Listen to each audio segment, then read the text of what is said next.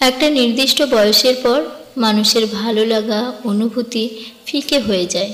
মানুষ তখন একা থাকতে পছন্দ করে, কোনো কিছুরই অকারণ ব্যাখ্যা দিতে চায় না। মন মানসিকতা এমন হয় যে যে যা ভাবছে ভাবুক, যে ছেড়ে যেতে চাইছে ছেড়ে যাক, যে ভুল বোঝে বুঝুক। একটা নির্দিষ্ট বয়সে মানুষ একা হয়ে যায়, একদম একা। মন খারাপ যায়, সম্পর্কের টানাপোড়েন ঘটে। একা হয়ে গেলে মানুষ নীরবতার প্রেমে পড়ে।